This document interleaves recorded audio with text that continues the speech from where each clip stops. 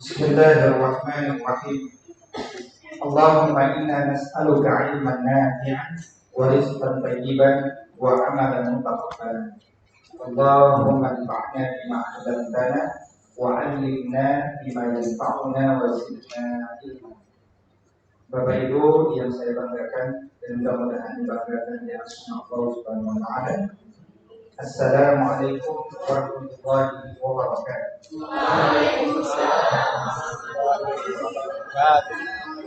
Alhamdulillah wa kafa wassalatu wassalamu ala nabiyyil mustafa wa ala alihi wa sahbihi wa ahli sidqi wal wafa wa ba'd.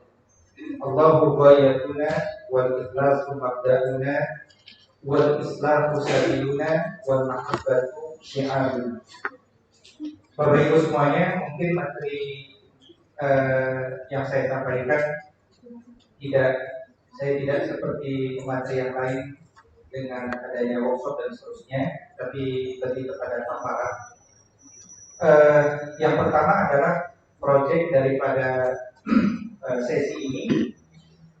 Saya meminta seluruh peserta membuat satu artikel, satu halaman saja minimal, ya, satu artikel, satu halaman saja tentang satu tema yang nanti bersifat Islam, ya.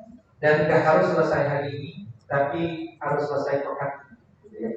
Satu artikel, bukan satu makalah.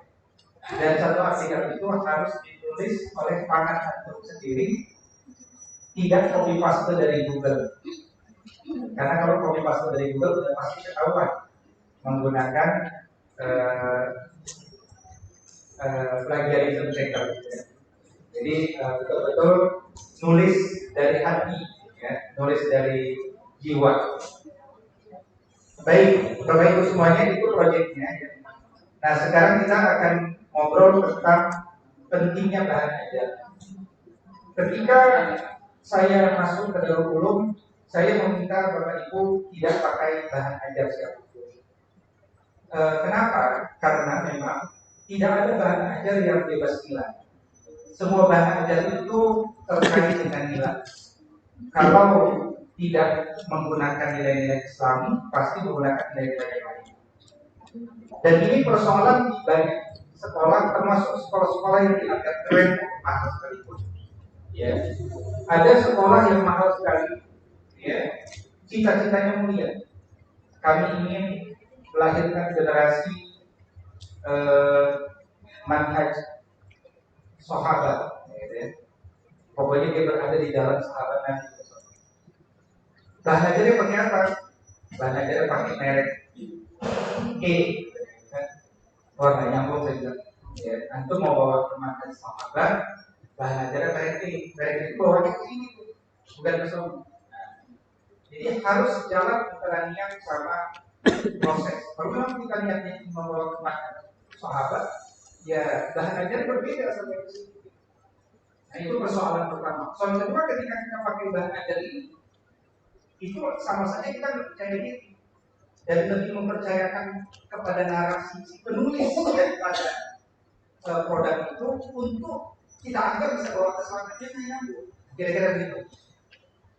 Baik, sebelum lebih mendalam, saya ingin bertanya dulu, ya, atau kita diskusi, ya. Karena saya suka berpikir orangnya, jadi harus membuat Bapak Ibu berpikir. Dan ini sebenarnya bukan hal baru, sudah pernah saya tanya, cuma ngulang saja. Baik, pertama, ini angkat tangan, ya, nggak boleh jawab. Angkat tangan, saya mau jawab. Oke, pertanyaannya, kalimatnya, Islam adalah agama yang paling benar. Diresapi, ya, Islam adalah agama yang paling benar. Nah, menurut saya tidak setuju. Nah, Sekarang siapa yang setuju sama saya berikut alasan? Silakan. Tadi duluan Bapak Fajar ya. Saya mau baca.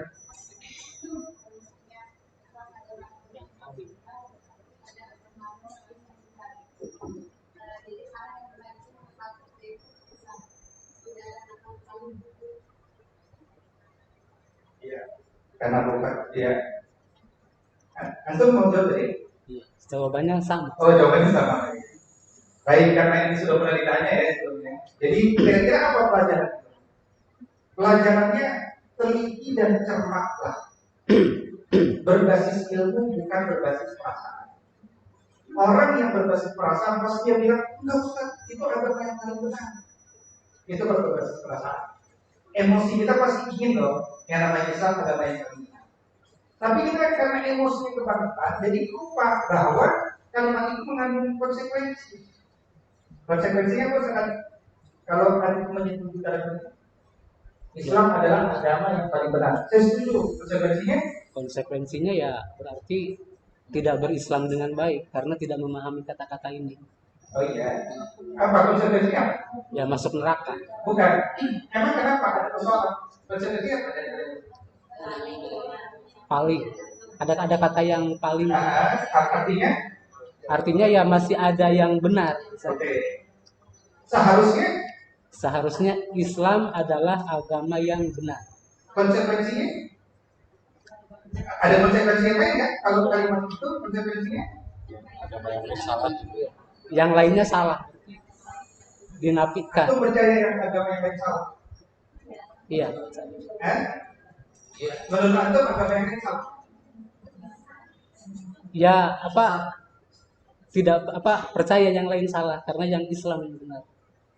Okay. Karena inna dina indallahil Islam kan, sudah jelas. Artinya?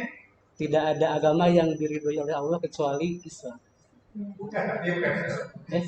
Sesungguhnya. Artinya selain Islam tidak ada sisi Allah. Ya kan? Berarti agama selain Islam tidak benar. Tidak benar itu apa bahasa Al-Quran? Nah, silakan bisa menjawab. Tidak benar di dalam Al-Quran. Kan tidak benar ya? Ini semua pelan-pelan. Ini saya kan suka kajian berpikir ya. Kalau ada pertanyaan langsung ditanya. Saya nggak mau melanjut daripada saya salah jawab, salah nangkap atau salah mengajari ke murid, lebih bahaya lagi. Ya kan? Kalau ada yang kurang jelas tanya. Karena masalah Islamisasi itu masalah mengkritisi kata-kata salah satu. Oke, pertanyaan saya tadi adalah, Islam adalah agama yang benar. Berarti selain Islam agama yang tidak benar. Sekarang agama yang tidak benar itu apa? Bukan salah, tapi bahasa Indonesia kan? Apa yang tidak benar dalam konteks ketika kita menghadapi? Ayo, betul ada yang jawab. Jangan dulu.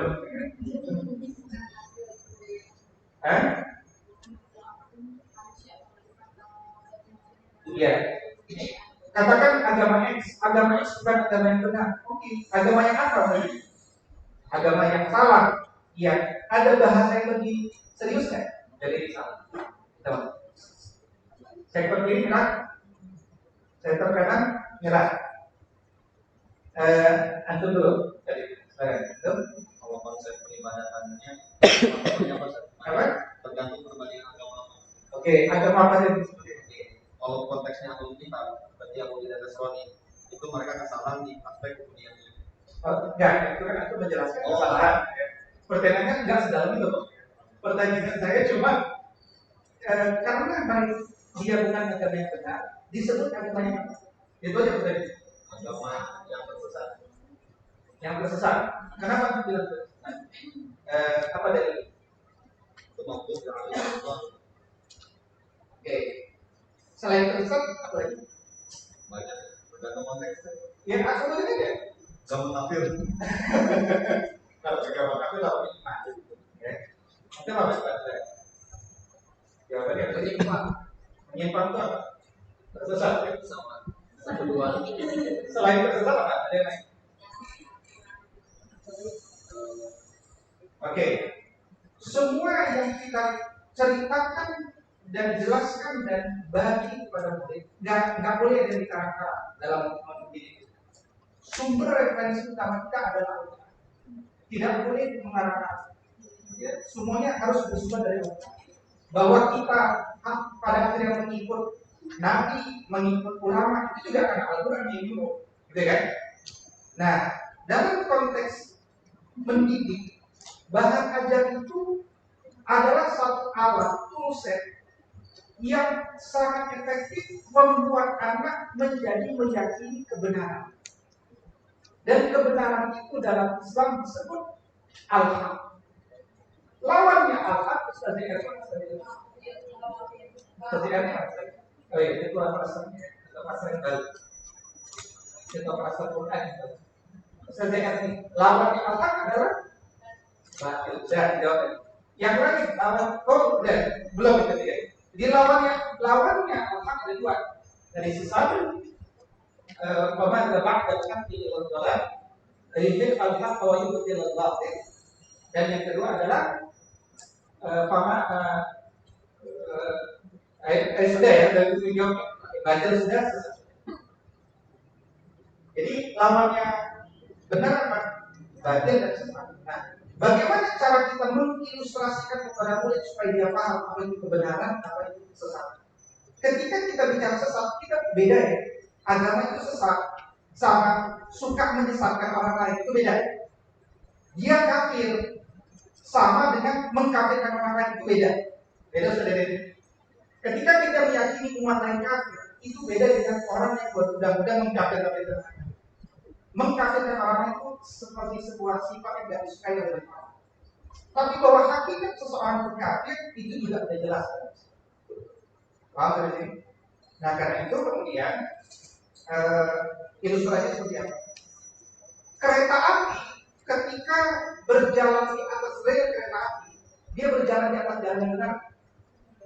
Ya kan, meskipun jalan di sana tidak benar. Siratul mustaqim. Nyampe nggak ke tujuan? Nyampe selama di atas rel. Begitu dia keluar dari rel, maka bisa jalan kalau jalan di tanah lapang. Jalan dia deh. Sampai kapan? Sampai bahan bakarnya habis. Kemana?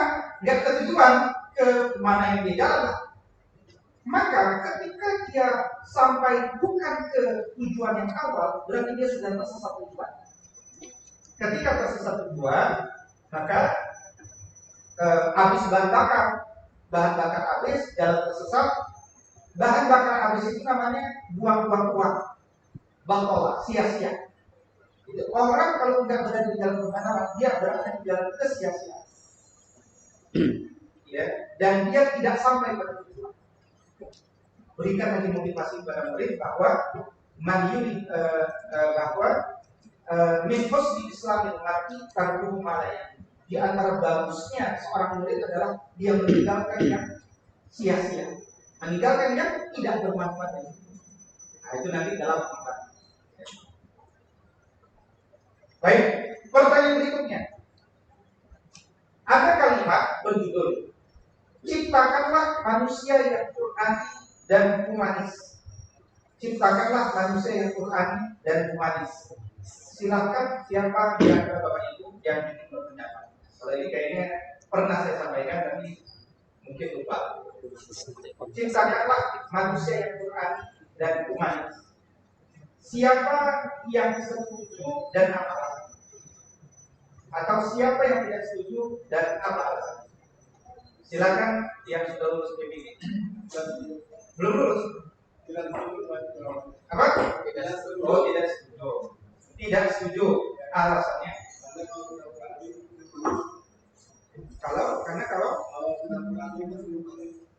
Kalau sudah Qur'ani pasti humanis. Berarti maksudnya tidak setuju karena ulang-ulang gitu. Pengurusan kata maksudnya. Oke. Kita tampung. Jadi kalau ada murid gitu kan, bagus maksudnya bukan bentuk jawabannya. Bagus sudah berani menjawab, ya. Kita tampung. Jadi semua murid kasih tahu bagus. Tapi ada yang lebih bagus. Silakan, ada yang ingin berpendapat lagi? Oke. Mau jawab, silakan. Ini udah berbicara ada berapa ya? Oke. Ada istilahnya kan penafsir tunggal dari satu kalimat itu adalah yang menyampaikan. Pertanyaannya maksud dari penyampaian itu apa seperti apa? Ini kalau siapa gitu? Nah, kalau tafsiran saya terhadap kalimat ini adalah ketika Qur'ani disandingkan kata manis, tadi seakan-akan dua kali atau seakan-akan menjadi jiwa yang Qur'ani itu tidak manis. Tapi yang lebih penting dari itu adalah kata Qur'an itu disandingkan kata humanis yang menurut saya Qur'an itu jauh lebih tinggi kata dibandingkan dan jadi humanis baik, tapi Qur'an jauh lebih baik. Maka menyanyikan yang lebih baik dengan baik. Jadi tidak adil. Bagus. Ya, bagus. Tapi kita tunggu lagi jawabannya. Ini laki-laki kalau dia sebanyak semangat. Silakan dari ibu. Jangan jilbabnya yang baru. Semangat betul. Ini laki-laki sedang minum nggak dapat jilbab. Saya mau ngasih jilbab nggak sampai hati kan? Silakan ibu. Nyerah. Oke, kalau nyerah ya. Jawabannya jangan terburu-buru. Ini metodologi. Jangan terburu-buru. Maknai kata secara ilmiah. Tunggu belum? Tutup. Jangan terburu-buru. Pertama, ya, ketika kita sedang melakukan Islamisasi, ingat dong, kita lakukan Islamisasi itu kerja aktif, kerja mengkritisi dulu, ya. Ciptakanlah manusia yang Qur'ani dan humanis. Antum tidak setuju, tapi sebenarnya setuju dengan kosakatanya, tapi tidak setuju dengan menggunakan secara bersama kan gitu kira-kira yang ditangkap. Menurut hemat saya, seharusnya antum tidak setuju dengan kalimat ini. Tapi tidak setuju bukan karena itu, karena kata Qur'ani dengan humanis itu bukan sama, bukan malah sama, justru malah bertentangan. Yang nanti antum akan disimpulkan kalimatnya jadi begini tuh. Kalau humanis nanti artikan, ciptakanlah manusia yang Qur'ani dan tidak Qur'ani. Karena humanis itu tidak Qur'ani. Antum nanya, penafsiran siapa Ustaz? Oke. Dalam menulis bahan Anda, semua kata harus dikembalikan pada asalnya, Pak. Tadi kata kebenaran lawan kesesatan kebatilan. Dan kita nggak karena rujuk dari mana kata-kata itu. Kemanusiaan yang adil dan beradab, orang lain dalam diri kita. Dari mana kata adil, dari mana kata rujuk? Nah, itu cara Islamisasi pertama. Jadi bukan karena apa yang menurut perasaan kita makna seperti itu, tapi seperti apa makna sebenarnya. Nah, kata Quran bahasa Arab ada di dalam Al-Quran. Kata humanis bukan bahasa Arab pastinya, human bahasa Inggris toh. Maka carilah dari mana kosakata human itu berada. Dan ketika disebut humanis, sama dengan humanism. Beda, tapi dia satu akar kata toh. Humanism isme tentang humanis. Kalau humanis pakai orang yang humanis, gitu ya. Nah, ya. Kalau humanis udah bahasa Indonesia. Oke. Nah sekarang apa arti humanis? Apa arti humanis? Nah saya nggak akan membuat persepsi saya sendiri. Setuju nggak kita kalau kita menggunakan referensi, misalkan Asosiasi Humanis Amerika? Setuju? Tidak. Kenapa?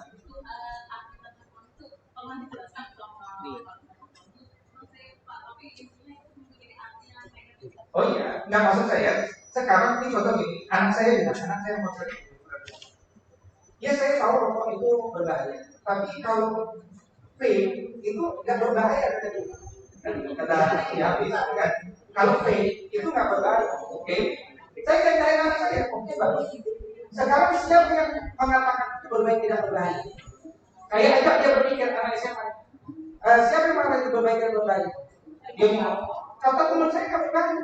Oke, kalau dokter setuju nggak? Oh, dokter setuju. Ayo kita browsing. Itu saya saja. Yuk kita browsing. Kemana? Kalau dokter, ya, kita browsing. Coba cari apa bahaya vape. Oh berbahaya ternyata. Iya berbahaya. Kalau berbahaya apa hukumnya? Jadi kita dialog. Kata kalau dokter komunikatif menjelaskan apa itu vape, kan itu ya. Nah sekarang humanisme, kita ingin tahu apa humanisme. Kemana kita baca? Nah tadi saya tanya, kalau kita merujuk pada American Humanist Association, berarti kan organisasi yang memperjuangkan nilai-nilai humanisme.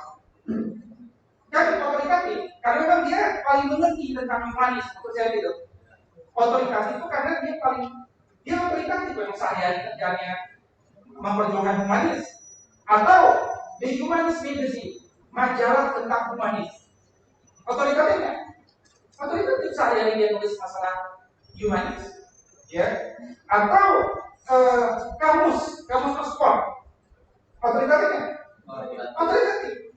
Nah, apa yang disebut otoritatif adalah sumber yang memang layak dipercaya untuk meyakini sebuah makna. Ya, apa sih makna adil? Nanti buka Islam Al kan, otoritatif kan, otoritatif. Dipakai diakui oleh para ulama, Yesus yang itu. Antum buka situs Republika, otoritatif kan? Otoritatif. Kenapa? Kantornya ada, redaksinya ada, dewan redaksinya. Tapi kalau antum buka lampu hijau.com misalkan, ya, bukan lampu hijau lah, yang kemarin kita tinta hijau. buku hijau, ya. Ada kemarin kita enggak, kita otoritatif. Ada kantornya, radionya. Selain cinta apa yang sudah pada tinta hijau? Siapa tinta hijau? Kantornya di mana? Penulisnya siapa? Nah, selama kita masih bertanya, berarti dia tidak. Nah, itu yang disebut otoritatif, itu layak diambil atau tidak. Nah, sekarang Bapak Ibu, silakan cek. American Humanist Association mengatakan, humanism is a progressive philosophy of life that without theism or other supernatural beliefs, Oke, di sini tidak terlalu keras, tapi di situ ada kalimat, perhatikan, without theism or other supernatural beliefs. Artinya, bagaimana ini sebuah filsafat kehidupan yang progresif yang tidak dipengaruhi oleh kepercayaan supernatural lain. Mungkin di sini ada abu-abu. Saya lanjut lagi. Humanist Magazine, ya. Humanist Magazine mengatakan bahwa, ya, lihat kalimat bawahnya. Rather than from theological or ideological abstraction, yang intinya adalah bagaimana memanusiakan manusia tanpa mengambil daripada sebuah ideologi atau teologi. Lanjut berikutnya lagi, Humanist International. Dia bilang bahwa humanis itu adalah, ya, an ethic based on human and other natural values in sphere of reason and free inviting human capabilities. Okay, ada kalimat, it is not tasty, ya, and it doesn't accept supernatural views of reality. Baik, jadi udah tiga nih, sama semuanya kira-kira dengan bahasa berbeda. Artinya kalau Bapak Ibu memakai urusan sedikit bahwa ini tidak bersifat keagamaan. Ini tidak menerima sama sekali pandangan tentang supernatural, tentang artinya tentang alam gaib. Nah, yang menjadi lebih mudah dipahami bukan kamus Oxford. Oxford bilang, humanism a system of thought that considers that solving human problems with the help of reason is more important than religious belief. Jadi meyakini memanusiakan manusia dengan bantuan akal lebih penting daripada keyakinan beragama. Ya, artinya orang-orang humanis nggak mau beragama di pengertian humanismnya. Sekarang orang yang humanis, apa yang disebut humanis? A person who believe in humanism. Di humanis itu adalah sosok yang yakin dengan humanisme. Sementara humanisme sendiri adalah paham yang meyakini bahwa sesuatu itu lebih akan maju kalau dengan bantuan reason daripada keyakinan agama. Paham soalnya?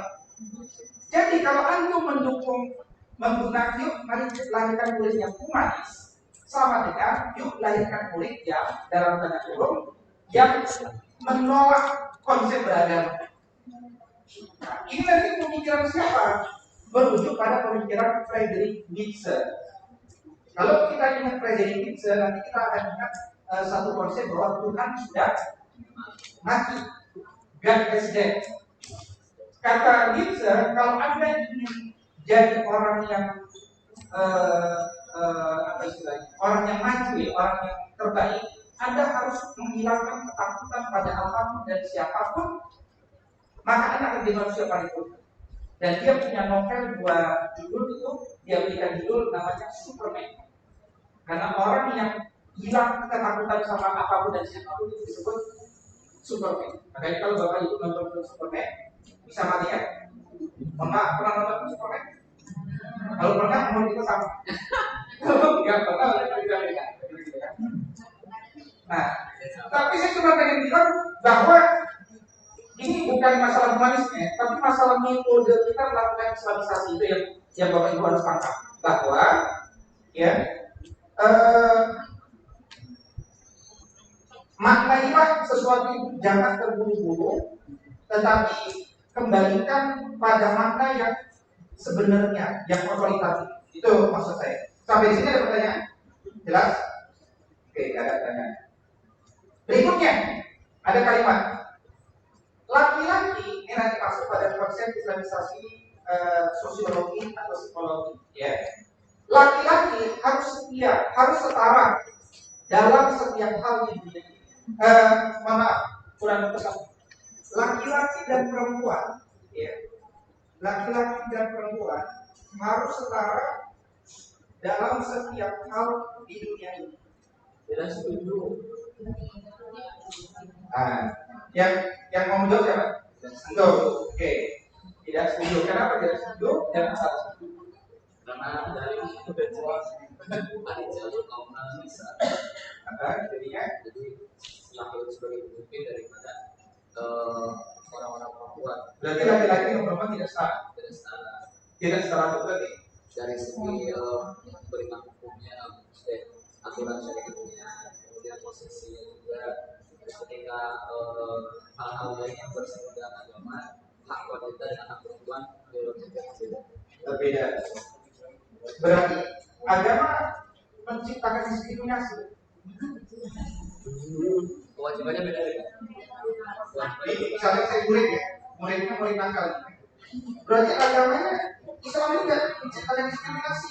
Terus kalau muridnya banyak baca, dia bilang, kok bagian warisan laki-laki kok bagian perempuan cuma satu bagian? Berarti agama Islam itu menyebab budaya patriarki. Sosiologi masuk. Bagi bapak ibu yang nggak paham masalah ini, di mereka ada dosa juga diajarin aja. Ya tanggung jawab siapa kalau dosa namanya dosa ya terus apa? Setelah itu kenapa seperti itu buatnya, karena itu salah satu daripada melindungi daripada wanita itu sendiri. Oke, ini siapa ibu? WH.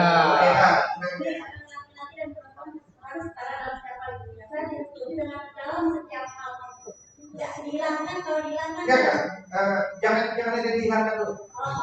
Yang laki-laki kan harus setara dalam setiap muslim. Berarti bu? Setuju aja, tapi setuju laki-laki dan perempuan harus setara dalam setiap hal. Dalam setiap hal. Sebenarnya kan tidak setuju. Sebenarnya. Yang apa ini yang sebenarnya? Yang tidak sebenarnya saya nggak perlu. Saya tidak setuju ya kan dengan orang laki dan perempuan harus setara. Karena perempuan itu dalam hal apa harus setaranya, laki-laki misalnya dalam keluarga, laki-laki atau dengan perempuan jangan sampai melangkahi kodrat laki-laki, perempuan jangan melangkahi kodrat wanitanya. Jadi tidak setuju. Tidak setuju. Oke, ada yang lain silakan. Oh, ibu mau juga? Oh, boleh sana. Dan kalau menurut saya tidak ya. Kalau laki-laki dan perempuan harus setara dalam setiap hal. Kalau di keluarga itu yang menjadi kepala keluarga itu adalah seorang suami dan seorang istri. Istri itu adalah yang wajib dinafkahi oleh seorang suami. Kalau di hal-hal yang lain, misalkan di kepemimpinan dan sebagainya itu seorang istri bisa setara dengan seorang laki-laki. Oke. tidak setuju, tidak setuju, bisa setuju kan? Ya, tidak setuju kan? Baik, Bapak Ibu semuanya, sebenarnya kita sudah setara. Dalilnya inna akramakum indallahi, ya kan? Inna akramakum indallahi, sesungguhnya yang paling mulia ya adalah yang paling utama. Artinya laki-laki dan perempuan setara dalam pengertian punya kesempatan yang sama untuk mendapatkan gelar ketakwaan. Paham ini? Tapi ini tolong kembangkan. Hidup itu ada dunia, ada akhirat. Ini nanti ada jelaskan kepada murid. Bahwa setara yang dimaksud di sana adalah setara di konsep keakhiratan. Supaya laki-laki dan perempuan bisa setara di akhirat, maka laki-laki dengan perempuan di dunia tidak bisa setara. Habis ini Pak? Tidak bisa setara. Kenapa? Karena biologisnya diciptakan berbeda. Masuklah tadi yang belajar psikologi jadi belajar biologi, ya kan? Emang biologi perempuan seperti apa? Nah, ajarkan biologi perempuan ini, laki-laki begini. Karena itu perempuan jangan sampai kerja malam hari. Enggak, Ustaz harus setara. Dia sih malam juga security. Jangan, berbahaya. Karena bisa terjadi pembuahan di malam hari ya gitu. Kan begitu yang ditakutkan kan? Tidak ada lain kan? Satu-satunya yang ditakutkan dari perempuan kerja malam kan menjadi pembuahan malam hari. Wah, berkantu kan gitu kira-kira. Karena itu tidak bisa setara. Enggak, pokoknya mau menstruasi, enggak menstruasi, tetap harus masuk kerja. Enggak bisa begitu. Karena orang yang menstruasi di sebagian perempuan menyebabkan emosi. Dia mungkin akan tetap kerja, tapi semua akan dimarahi. Kerjanya rusak semuanya, kan bisa begitu. Contoh kan? Berarti itu opsinya berbeda. Maka laki-laki dengan perempuan di dunia tidak bisa setara. Solusinya apa? Wajib serasi. Tahu nggak istilah serasi? Suami dengan istri kan bisa setara, tapi serasi. Istilah serasi bermakna saling melengkapi. Tapi kalau istilah setara lebih cenderung cemburu ingin mendapatkan apa yang tidak diperoleh oleh orang lain.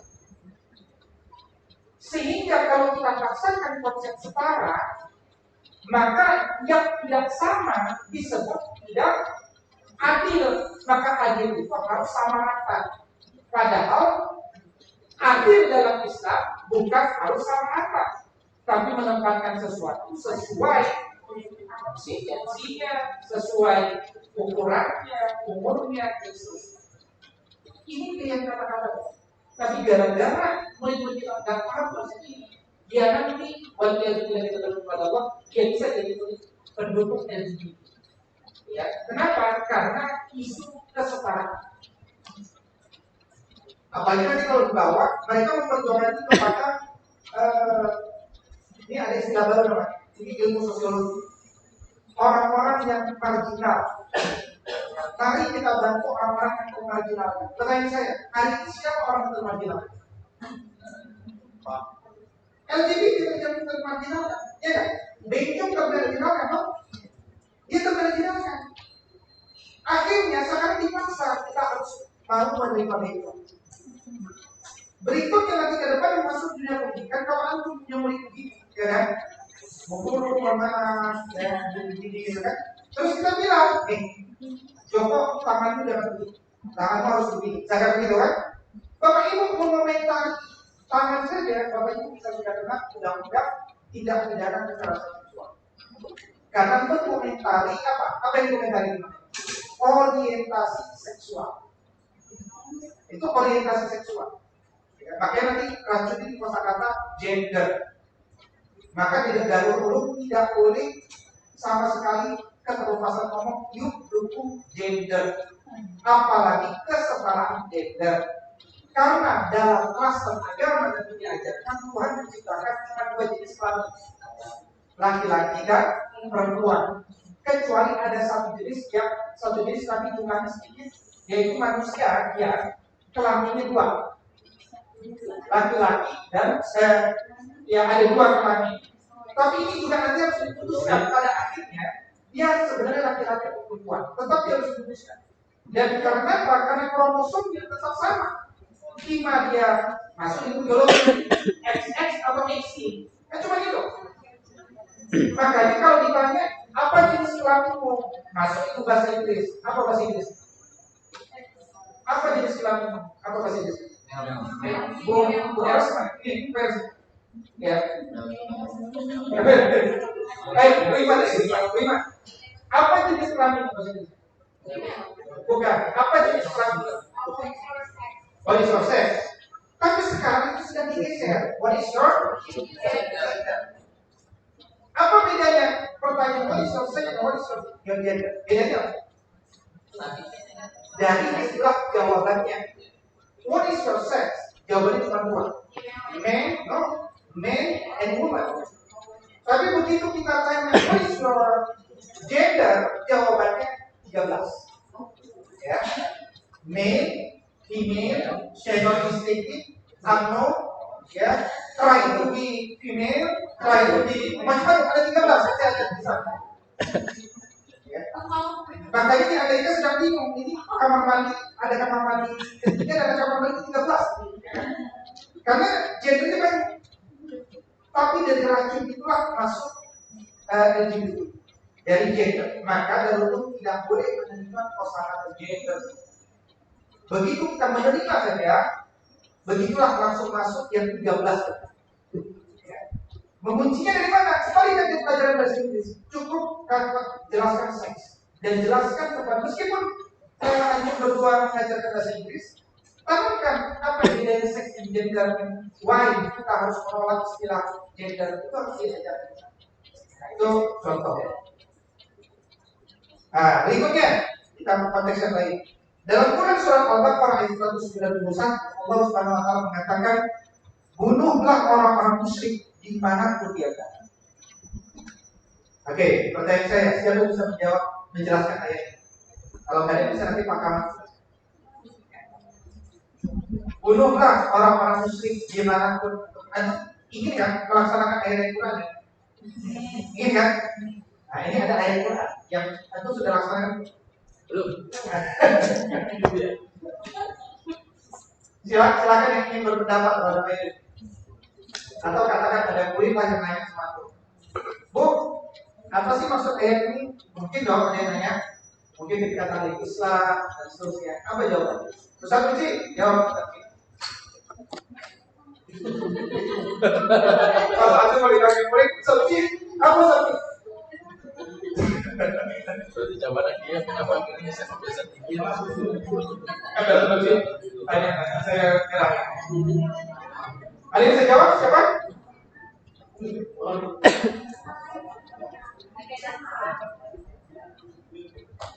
Rasa agama, rasa Quran, ada firman,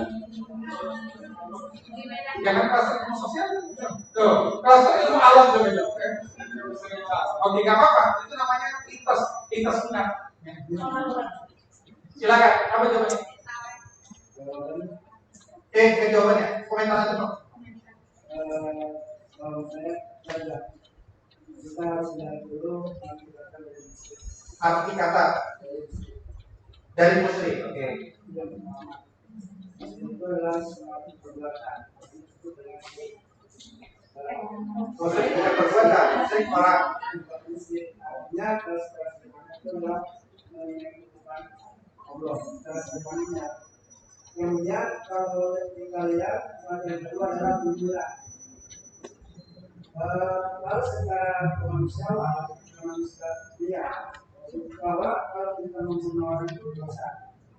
Artinya bunuh fisik bukanlah membunuh orangnya, tapi membunuh perbuatan tersebut. Baik, bagus. Karena sudah berani. Silakan yang lain.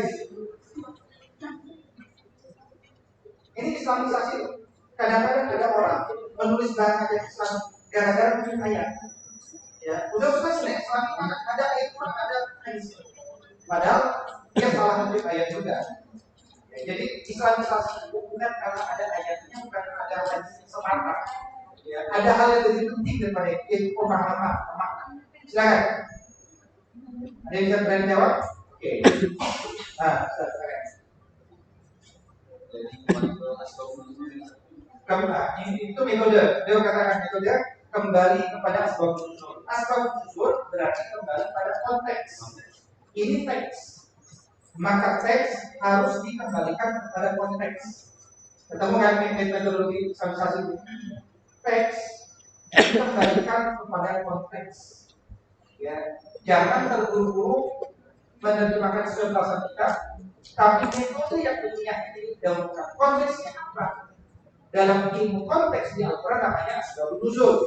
Dalam ilmu konteks di hadis namanya asbabul wurud. Yang termasuk akrab. Oke, lanjut apa konteksnya? Ini saya dapat nuzilat bisa berjurul dengan sahabat lawan bulan dengan Tuhan bisa dari Allah. Ba'adau al-mu'minina tidak dipabai Allah subhanahu wa ta'ala fitnah ini wa basyir al-a'am min fatlil musyrikin bisa Itu harus baca di atas. Karena itu membahas al-wajib dan asyadul kafadah. Dan maksudnya kalau kita asyadul kafadah itu lanjutan ayat ini. lanjutan ayatnya waktu hukum kayak tadi hukum Ya waktu itu hukum walaupun asyadul kafadah. tapi ya ini konteksnya jadi terkait asyadul kafadah. Iya. Oke.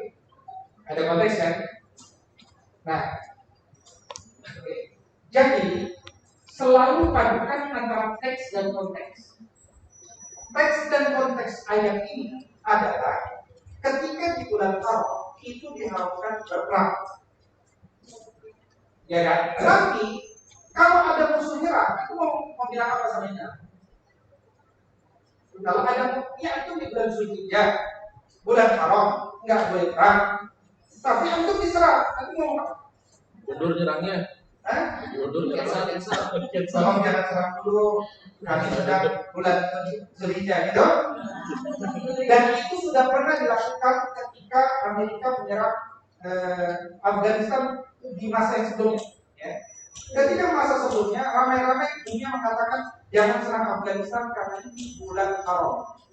Tapi habis itu Pentagon konferensi pers, Pentagon ngajarin kita. Dia bilang begini, Bapak Ibu, kami sebelum menyerang, kira-kira bahasa saya, sebelum menyerang sudah lakukan studi kajian Islam. Tidak ada yang salah kami menyerang di kaum muslimin di bulan Haram. Kenapa? Karena menurut kitab suci umat Islam, meskipun antum sedang di bulan Haram, kalau diserang antum boleh dilakukan. Dan yang ngajarin kita ternyata Pentagon. Itu kasus ketika Afghanistan yang awal diserang oleh Amerika dulu, tapi kemudian Amerika menjajah Afghanistan, ya kan? Jadi ayat ini menjelaskan istilahnya kalau bahasa kita musuh tidak mencari, tapi kalau musuh datang jangan berhenti. Kita tidak akan membunuh orang di bulan Haram, tapi kalau kita diserang kita nggak boleh mati sia-sia. Maka serang balik. Maka apa konteks ayat ini? Ayat ini kata para ulama motivasi bagi orang yang sedang diserang untuk bersemangat memenangkan pertempuran itu. Maka ayat ini tidak berlaku umum dan juga tidak berlaku dalam kondisi ketika kita tidak diserang. Nah, jelaskan di sana. Jangan sampai ketika Bapak Ibu membaca ayat-ayat seperti ini bingung, nggak mencari jawabannya. Suatu ketika tetap jadi masalah nih dengan Bapak Ibu. Ini harus sampai tuntas, tas, jelas. Jangan sampai agama ini masih abu-abu. Silakan Ustaz Kos dapat diulangi kembali atau penjelasan ayat itu. Oke. Pak Ade, jelasin lagi. Enggak, aku jelasin dulu. Jadi maksud dari ayat itu adalah musuh itu tidak dicari, tetapi apabila ada musuh menyerang datang, kita harus menyerang balik. Terus konteks saya ini, konteksnya bunuhlah orang musyrik. Konteksnya adalah motivasi dalam peperangan. Jadi Allah memotivasi para orang di bulan Haram ketika diserang. Berarti sebabnya adalah karena serangan. Karena itu di luar penyerangan ayat ini tidak berlaku. Di luar ketika diserang ayat ini tidak berlaku. Paham ya sih? Oke. Karena itu yang disebut Islami sekali lagi bukan sekedar ada comot-comot ayat, karena itu namanya ayatisasi. Ada alirannya, namanya aliran Ucainism, Maurice Bucaille. Memang Maurice Bucaille ini dulu profesor yang masuk Islam dari Prancis, dua profesor ngambil jenazahnya Fir'aun, dicek, kemudian dia melihat, oh ternyata jenazah Fir'aun ini sudah ada ayatnya dalam Quran yang menjaga keaslian jasad Fir'aun itu. Akhirnya dia masuk Islam gara-gara ayatnya ada. Tapi selanjutnya mengembangkan konsep ayatisasi. Pokoknya kalau ayat ini begini, ayat ini muncul berkembang di Indonesia, muncul juga ayat cocok loh, ya kan? Ayat cocok loh. Misalkan 9/11 September terjadi serangan WTC, ya kan? Maka antum buka Quran surat At-Taubah ayat 11, ya kan? Oh iya benar, ternyata tepat sebenarnya. Bukan itu, bukan. Ya ayat Islamisasi karena itu aliran Bucainism. Cocok loh, aliran cocok loh. Maka setelah supaya bahasa kita ini, apa sih yang disebut Islami? Satu, Islami itu sangat memperhatikan penggunaan kosakata demi kosakata. Antum jangan buru-buru kutip kosakata, jangan buru-buru bersemangat menjelaskan kosakata, jangan. Kritik dulu, betul kan? Nah, kita aja nggak pernah menjadi yang terakhir. Contoh nih, bapak ibu punya anak umur 5 tahun sama umur 15 tahun, punya uang 20.000, mau adil ya? Kasih apa? Kasih dua, 10.000 kan ya? Kita kasih sesuai proporsi. Ada kata, ada kata adil, ada kata kis, ada kata yang lain. Kita aja belum pernah mengganti. Kok bisa kita yakin ada komunikasi, kita adil, itu yang ada. Terus gimana cara melawannya? Ini semua permainan kata-kata, ini semua permainan kata-kata, dan banyak orang berdebat dengan kata-kata. Maka jebaklah orang lain juga dengan kata-kata. Nah itu satu contohnya, sangat memperhatikan pasangan dan pasangan. Bapak Ibu, ini kalimat ini sebenarnya saya ambil dari mana? Sekali lagi sumber kita cuma dari Quran. Allah yang bilang, Nabi yang katakan, ya kalau Allah bilang pada Quran, ya. Sampai Quran surat 38 ayat 9. Kita beranzalna ilaika mubarakun liyadabbaru ayatihi wa liyatadhakkara ulul albab. Kita Quran itu kepada untuk kita betul. Bapak Ibu baca Quran cepat-cepat atau lambat-lambat baca. Cepat-cepat atau lambat-lambat sebenarnya. Kata kita tafsir. Jadi saya pengen nanya, arti itu apa?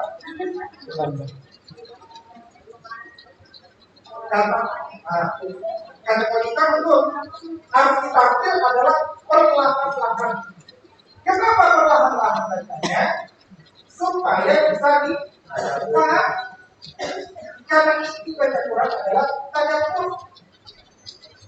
Sementara yang kita baca kalimat Quran dan ayatnya, ayat itu kalimat, ayat itu kumpulan kata itu kumpulan huruf. Dalam pelajaran terjemah bab kuliah ternyata ada kata yang juga huruf. La artinya sungguh, ka artinya seperti, wa artinya, fa artinya, ba artinya, ta artinya. Itulah kenapa Nabi mengatakan ta'akulu al-lam. Aku tidak bilang al-lam satu yang ada satu, dan nanti kamu tidak bisa bilang tidak satu. Kan begitu. Nabi itu waktunya mana? Walakin alifun harfu walamun harfu walakin harfu. Makanya apa antum baca satu rukun tidak boleh begitu. Baca alif yang tidak ada panjang-panjangnya, antum baca yang harus benar, jangan khas madalina. Kalau khas madalina itu bacanya alif ikut kita. Yang benar adalah alif. Antum serius insan baca alif, antum dapat 10 baik. Yang kedua, Islam itu adalah mengkritisi kosakata yang bertentangan dengan nilai Islam. Tadi contohnya humanis. Kita harus jelas, ya. Yang ketiga, tidak ragu dengan mana yang benar dan selainnya. Apa itu? Baca dan jangan jangan ragu. Semakin lama kita belajar harus semakin apa? Yakin. Karena bapak itu bisa hidup tenang karena itu. Contoh ada istri, suaminya nggak kaya, pas-pasan. Tapi suaminya yang mau udah nyerapkan, saya sudah yakin bahwa imam saya membawa saya ke jalan kita. Kira kan? Ya penting kalau suami kaya, tak daripada saya bersuami kaya, tak membawa ke jalan yang lain. Keyakinan membawa pada ketenangan. Maka kejarlah ketenangan, bukan keraguan. Karena laut dan Ustaz dikatakan itu tidak setia pada Quran dan tidak setia dari Quran kira-kira. Dan tidak setia dari Quran. Kalau dari Quran apa ya? Apa ayatnya? Yang menjelaskan bahwa antum belajar jangan kita beraku harus sama yakin. Apa ya? Ada yang bisa jawab? Yang bisa jawab berarti ya. Harus ada. Ada nih. Oke, jawabannya. Al-Quran mengatakan Al-Haqqu min Rabbi fala takunanna minal mumtarin. Kebenaran itu dari Allah. Maka kalian jangan jadi orang yang ragu. Tidak boleh bilang harus keluar dari kelas. Bapak keluar anak-anak harus yakin. Jangan semuanya jadi ragu. Jangan selesaikan kelas kalau murid masih ragu baik. Selesaikan kelas ketika murid paham semuanya. Pastikan lagi tanya lagi detail, isi masalah-masalah yang kecil, tanya lagi, sampai nanti baru boleh. Karena kalau kita sudah, nah ini ada di mana? Nah ini kalimat ini mengenai kita, kita bisa jangan suka menjadi jangan suka menjadi kebenaran, masa kebenaran kan di Tuhan. Ada kan? Anak-anak tuh suka belajar, kebenaran kan di Tuhan, kita harus menjadi kebenaran. Gimana caranya? Kalau anak tidak mendapatkan kebenaran, tapi dia tidak perlu, kok tidak lakukan? Nah, kalau ingin membedakan kita begini, Al-Haqqu min Rabbik, kebenaran itu dari Allah, betul kan? Dari Allah kan? Bukan ada di Allah kan? Dari Allah, kebenaran dari Allah. Sekarang ada di mana kebenaran? Ada di mana? Kan dari Tuhan kita, kalau di depan kita ada kitab suci. Maka kitab suci itulah standar kebenaran, karena kitab suci itu dalam hukum. Maka tujuan kita belajar Darul adalah supaya kita mengenali Tuhanmu, karena itulah sumber kebenaran. Maka semua pelajaran Darul harus ambil dari itu. Karena kalau kita keluar dari Quran, baru belajar biologi aja. Dan kita manusia ada apa semuanya kita begitu. Baru keluar dari Quran, udah kita itu pula yang diujiakan bahwa cewek dalam tubuh ini dan itu satu. Baik. Berikutnya, yang disebut Islam adalah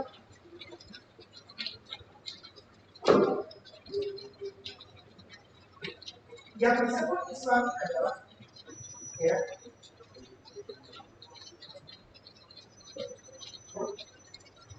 tidak menganggap kebenaran itu hanyalah yang empirik. Apa itu empirik? Apa itu empirik? Empirik itu berdasarkan panca indera. Pengalaman itu ya panca indera. Karena yang mengalami kan mata, yang mengalami kulit, yang mengalami telinga. Bagi orang Barat, kalau nggak bisa dilihat, dirasa, didengar, dia nggak ada. Tapi dalam kacamata Islam, justru ayat pertama saja sudah menunjukkan pada keyakinan bahwa apa yang tidak terlihat belum tentu tidak. Apa ya? Baru saja kita buka Quran, ternyata Allah sudah mengajak pada kita, apa yang tidak engkau lihat belum tentu tidak. Apa itu? Alladzina yu'minuna bil ghaibi, itu nomor satu. Ya, orang bertakwa itu nomor satu bukan seorang membacakan, tapi yang mampu mengimani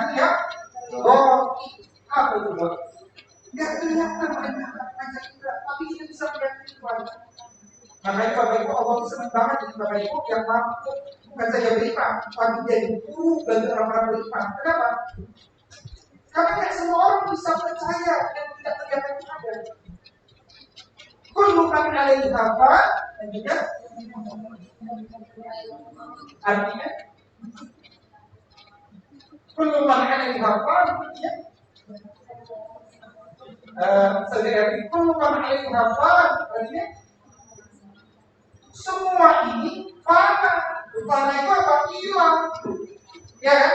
Wajah bekal. Wajah berat nikah jalan apa artinya? Ego, ingat? Dan yang tersisa adalah wajah Allah Subhanahu wa Ta'ala. Itulah kebahagiaan yang paling indah dari kita. Kenapa kita istiqomah di jalan dakwah ini? Kenapa? Karena wajah Allah itulah yang paling.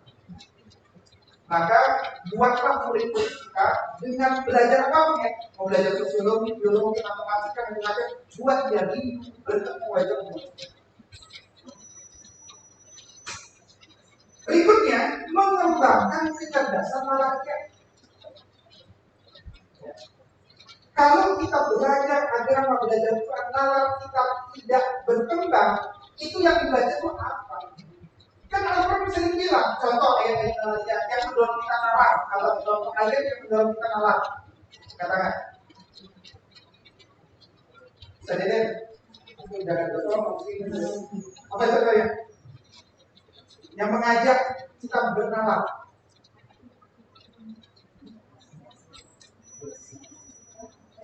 Jangan begitu yang saudara. Siapa yang jawab? Siapa ini? Ada yang jawab? Kira apa? Oke, saya. Satu. Apa?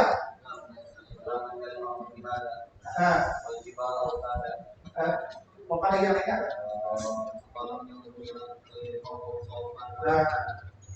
Terus dan seterusnya. Jadi ketika kita baca Quran kita diajak, kenapa kalian nggak meyakini? Kenapa nggak kalian nggak meyakini? Atau kemudian kenapa kalian nggak berpikir? Apalah tak tidur 24 kali? Apalah yang tidur 22 kali pulang? Bibah lima akamu, yakinu nakilu. Kenapa kamu nggak berpikir? Wabidzalika la ibrah, la ayat, gitu kan? Di dalam ini ada ayat, ada ibrah, ada pelajaran. Kita disuruh bernalar. Termasuk ada ayat-ayat amsal, permisalan, bernalar. Kemarin saya sudah bilang di sini ada masalah yaitu orang yang hafal Quran tapi tidak paham isinya seperti apa ayatnya? Ini ayatnya. Ini ayat pramuka. Ayat Sani Mose. Apa ayatnya? Bapak-bapak, apa ayatnya? Sadar ayatnya? Tadi Imran? Ayatnya? Tentang kedelai itu.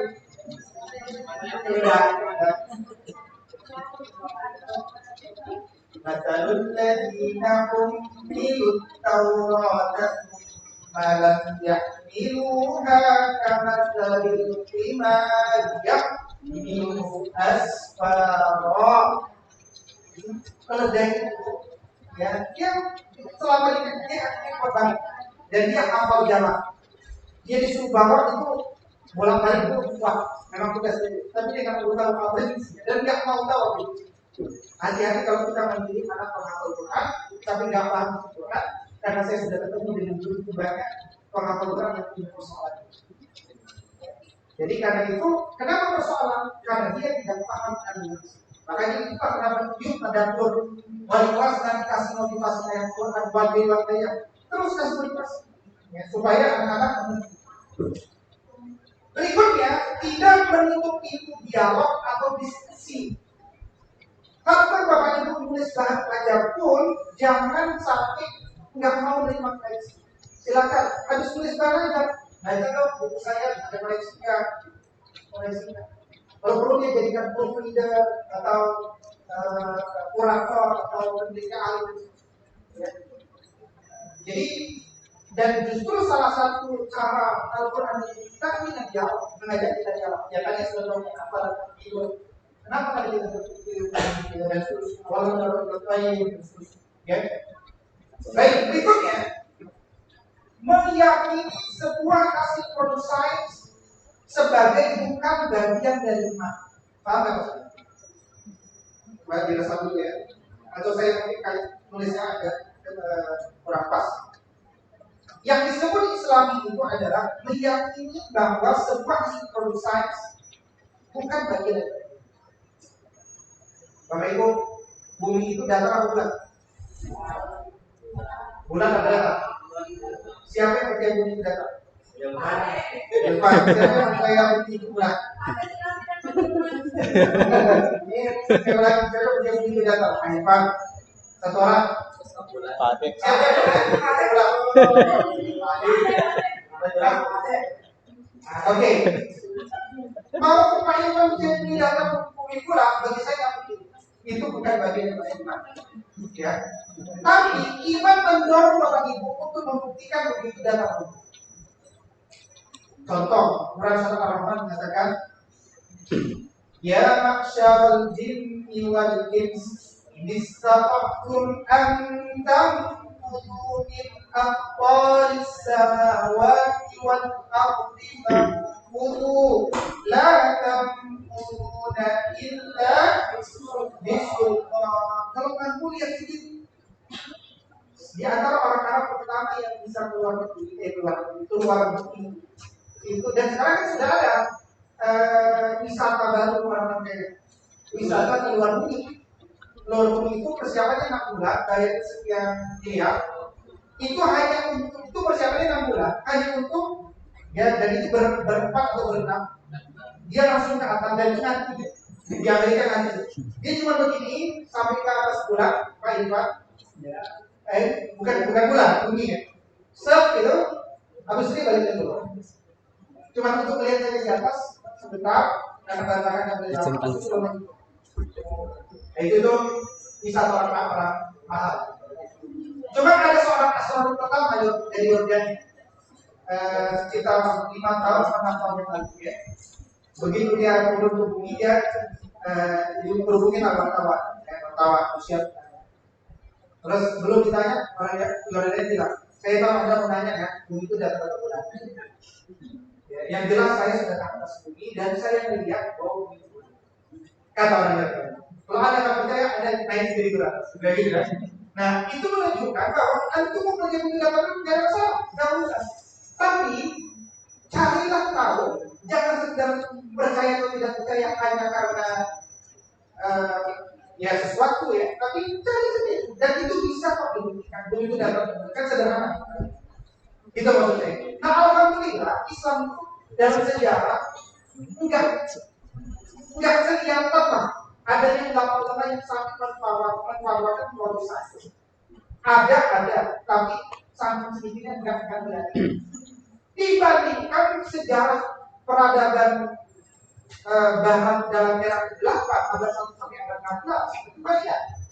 Di mana ada sosok-sosok yang enggak dan berpikir gara-gara contoh bumi itu datar atau bulat atau masalah bumi datar bulat kan Katolik memfatwakan bumi itu datar. Kayaknya setelah sebagai bumi datar itu sama dengan keputusan fatwa dari gereja Katolik atau kemudian bumi menerima matahari menerima bumi itu difatwakan oleh gereja. Nah, muncul pemikiran saintis yang kemudian berpikir nggak begitu yang benar begini. Nah, karena dia sudah jadi fatwa, kalau ada orang berbeda kan, gereja tahu loh, kok bisa berbeda sama fatwa saya keliru nih. Nah, itu bahaya. Akhirnya orang dipanggil, disuruh taubat. Kalau enggak ini jadi inkuisisi sudah siap untuk melakukan hukuman inkuisisi. Siapa namanya? Galileo. Yang kedua, Copernicus. Yang ketiga, Bruno. Jadi nama-nama yang kemudian akhirnya gimana daripada mati. Diam. Dan kita mohon maaf bertaubat kepada Allah karena kami sudah melakukan heresi. Heresi itu tidak. Heresi itu tidak. Baik, berikutnya bahan ajaran Islam adalah bahan ajaran tidak mendikotomikan antara ilmu agama dan ilmu dunia. Mohon Bapak Ibu jangan sampai lagi mengatakan pada murid seimbanglah dunia sama. Itu kagak ada dalilnya.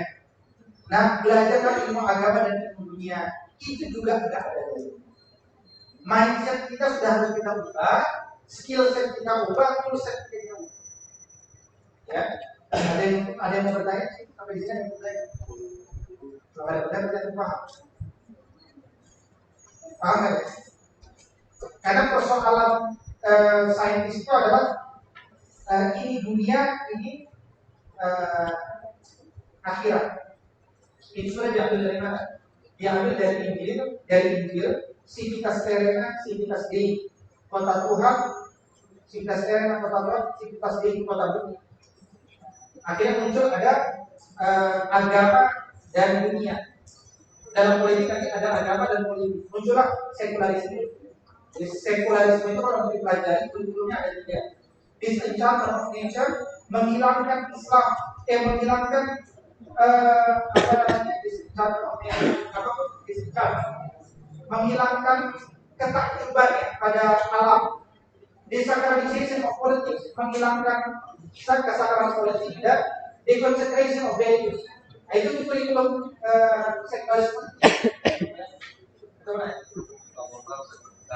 kita tidak masuk itu jawaban diskusi. Gimana? Kita di poin 3 dalam untuk itu jawaban diskusi. Saya ingin mencoba mengkritisi yang poin terakhir. Ya, ini sebuah saya sebagai bukan bagian dari iman. Menurut saya ini bahasanya malah terkiri nanti di potong minus sendiri. Ya. Nah, jadi kalau boleh menyampaikan diksi yang lebih baik barangkali menjadikan produk saya itu atau meyakini sebuah produk saya itu menambahkan iman. Boleh. Kalau ini seperti yang dipotong juga. Meyakini sebuah hasil produk saya dapat menambah iman. Iya.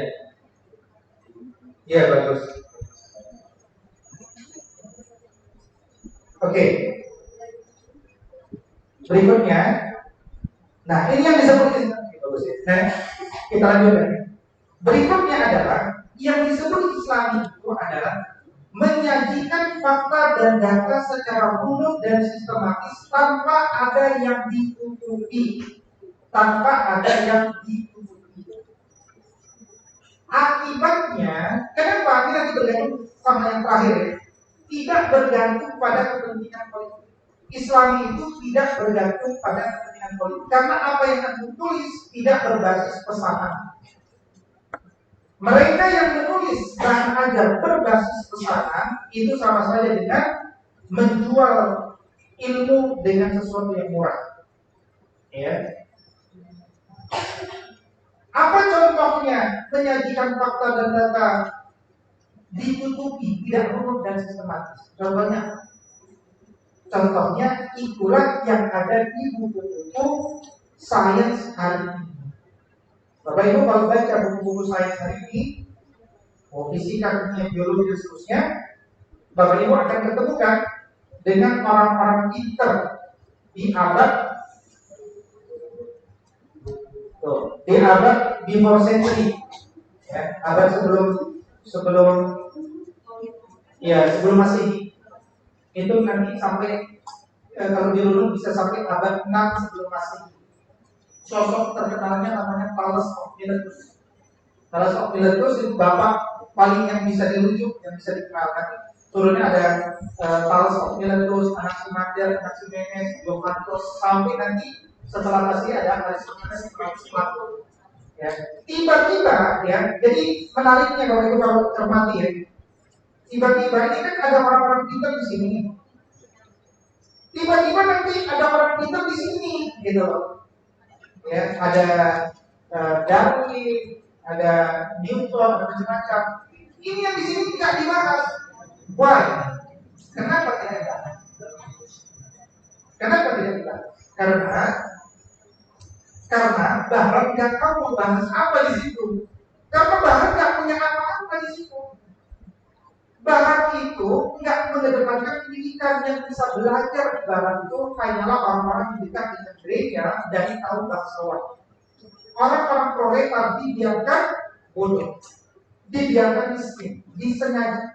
Nah, makanya kalau BI tidak melakukan PPG itu kerja-kerja Barat membiarkan orang berada dalam kondisi stagnasi. Ya. Justru orang dalam Islam itu orang didorong untuk berubah. Tidak ada universitas, tidak ada rumah sakit, tidak ada sabun, tidak ada sampo, tidak ada kopi, apalagi kopi Arabica, tidak ada ibarat. Semua datang dari yang saya sebut terakhir itu dari Jazirah Arab. Ya, makanya Bapak Ibu sulit sekali. Bahkan orang Barat kan baru mengenal Nabi itu kan setelah berimigrasi di Andalusia. Ya. Mereka paling keras mandi sampai hari ini. Oke, kira-kira itu. Sampai di situ ada pertanyaan. Nah, sekarang saya ingin mendorong kepada Bapak Ibu untuk menulis, ya. Ya, supaya semangat menulis, kadang-kadang kita harus membacakan kisah, ya. Membacakan kisah. Bapak Ibu, ya. Pertama, perintah dalam Islam itu adalah sholatlah, bukan? Zakatlah, berkurbanlah, kan? Apa perintah pertama? Baca. Apa yang dibaca? Apa yang dibaca? Seharusnya yang dibaca adalah tulisan. Kalau tidak ada tulisan, apa yang mau dibaca? Kecuali kalau aja. Kan gitu. Ketika ada tulisan, berarti ada pemikiran, karena orang menulis itu berpikir. Ya, makanya pelajaran pertama dalam Islam adalah menulis. Menulis menyebabkan orang membaca. Menulis membuat orang lain belajar dan mengajar. Gara-gara menulis membuat orang jadi mulia. Tapi tergantung yang ditulis. Ya. Kalau yang ditulis tidak mulia, dia tentu tidak.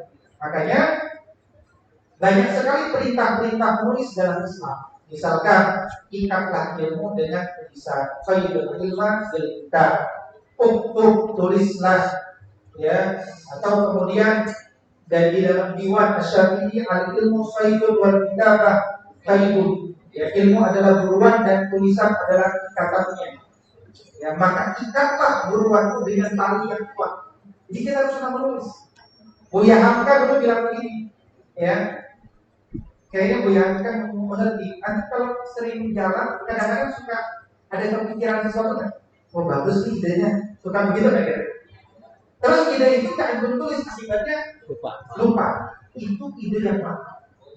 Kata Buya Hamka, itu Allah ilhamkan kepada antum.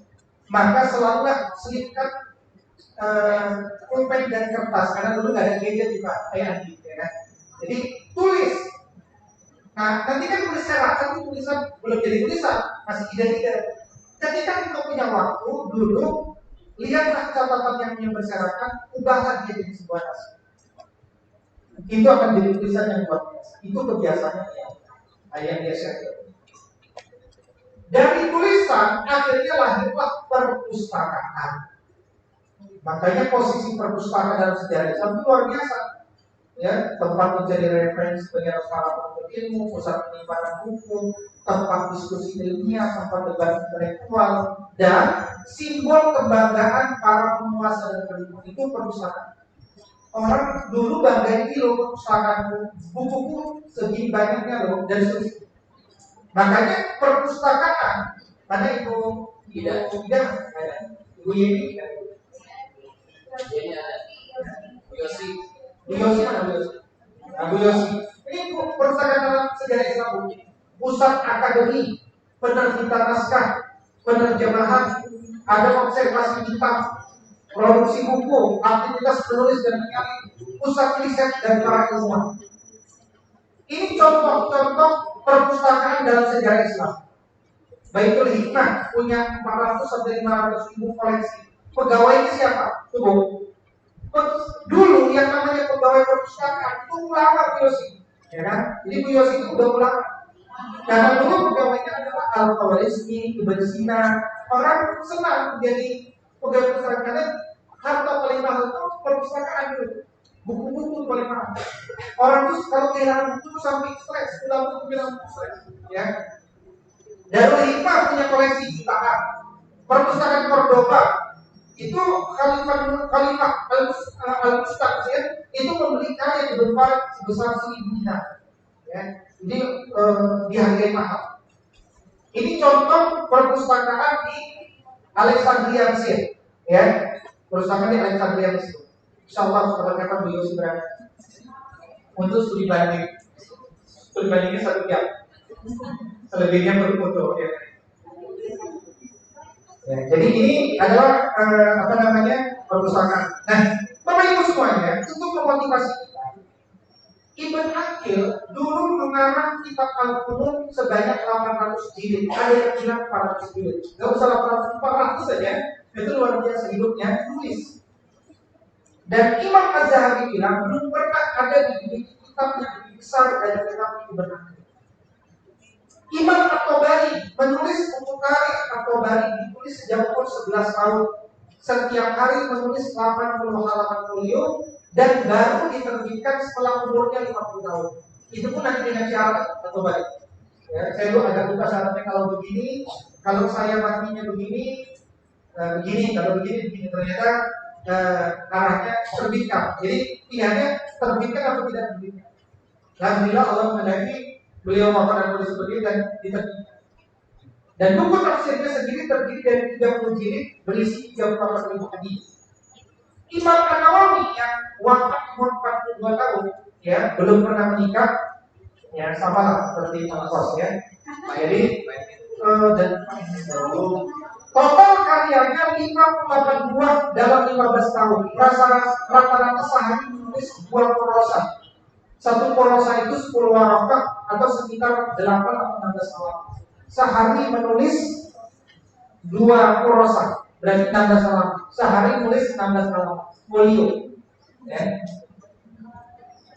Bisa ya, baca berita ya. Sehari ya. Jangan sebut aja mau berita ya. Tapi story itu jadinya lama loh. Dari videonya, musiknya, terusnya. Nah, ini satu folio bersama. Ya. Jadi apa tujuan menulis itu? Sebenarnya inilah hikmah kita sama ilmu. Kedua, keuntungan intelektual berkah buat kita. Dan kalau bukunya dijual, ada keuntungan finansial. Dulu ulama tulis gak salah dijual bukunya. Ya. Oh, ulama tulis jualnya itu per kilo, bukan per kilo berapa? Sekian dinar. Ya. Dan tentunya jariah pahala sepanjang masa. Di masa Imam Syafi'i, ulama banyak, orang soleh banyak, tapi kita kenalnya sedikit hanya Imam Syafi'i dan seterusnya. Kenapa? Karena Imam Syafi'i nulis, yang lain nggak nulis. Itu masalah. Baik Bapak Ibu semuanya, selanjutnya sebenarnya saya ingin menyampaikan sedikit tentang pengembangan bahan ajar, tapi saya tidak tahu yang waktunya juga tidak. Yang jelas adalah tadi sudah motivasi, juga Bapak Ibu sudah mengerti apa itu disebut Islami, ya. Sekarang saya ingin sampaikan tadi sumber juga penting, ya. Bahasanya juga harus mudah. Kemudian sebelum menulis, Bapak Ibu bisa baca karya-karya yang sudah ada. Bapak Ibu itu sebenarnya kalau tulis apalagi di sekolah aliyah di atas Sanawiyah, nulisnya nggak dari nol sebenarnya. Contohnya itu banyak, ide-ide udah banyak, tapi sayangnya begitu kita melihat contohnya kadang-kadang kita terperangkap dengan alur orang lain biasanya. Kita nggak berani buat kreasinya kita. Nggak pokoknya saya harus budaya itu. No, you need to think out of the box. Kita adalah kita. Buat orang lain yang ikut kita, jangan kita ikut orang lain. Gitu ya. Tapi sekedar untuk melihat orang lain tulis apa sih? Boleh banyak. Ya. Download buku banyak di BSD Pendidikan lain. Silakan untuk melihat. Ya.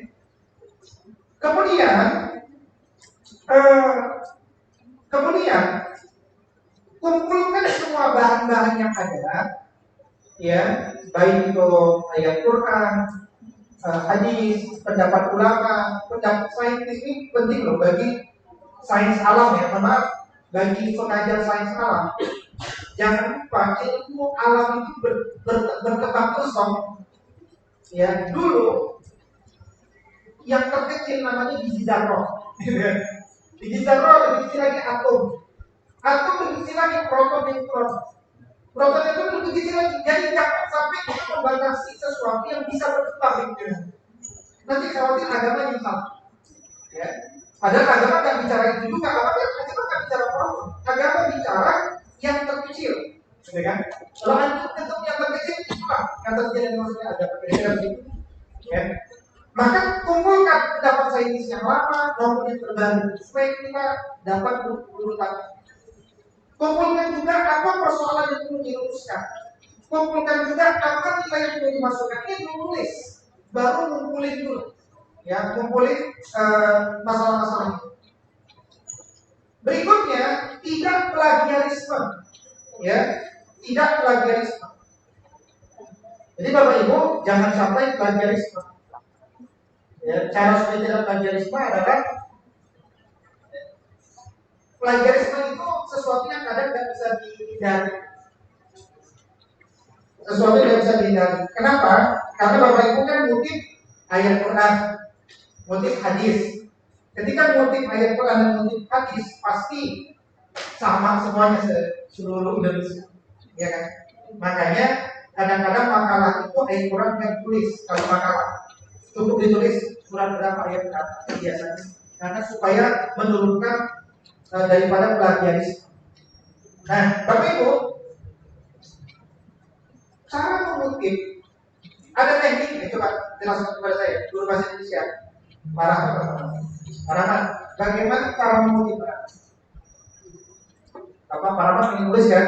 Ingin mengutip, silakan. Cara mengutip gimana? Ada berapa cara? Saya tahu, mudah-mudahan tidak salah saja. Ketika kita akan mengutip sebuah pendapat dari pendapat tokoh, itu kita kutip secara itu, kemudian tulisannya dibedakan dari spasi tulisan yang lain. Kemudian cantumkan tokoh yang menjadi sumber tersebut. Baik. Ini satu contoh mengutip bahwa kalimat yang dikutip itu nggak boleh diubah sama sekali ya. Kalau kita kutip nggak berubah, maka di antara kutipan itu memang betul-betul bukan tulisan kita. Itu namanya kutipan langsung, mengutip langsung. Tapi untuk membedakan bahwa ini bukan tulisan loh, dia dikasih tanda kutip. Nah, tapi ada cara lain mengutip tidak langsung. Nah, caranya apa? Kita baca, paragrafnya kita pahami, kita tulis ulang dengan kosakata dan bahasa kita. Itu tidak kedeteksi oleh plagiarisme. Kalau ini masih kedeteksi, ini cuma mengajarkan ini loh cara tulis. Tapi kalau di plagiarisme cek aja kata sebagai mungkin artinya plagiat. Sebenarnya plagiat, tapi plagiat yang diakomodir, ya namanya plagiat yang boleh. Ini plagiat yang legal. Nah, supaya tidak kebaca sama plagiat reject, Bapak itu tulis ulang, tapi dalam bentuk tulisan yang tidak langsung, menulis dengan bahasa Bapak Ibu. Ya. Nah, itu yang nanti saya pengen lihat di tulisan Bapak Ibu yang akan dikumpulkan.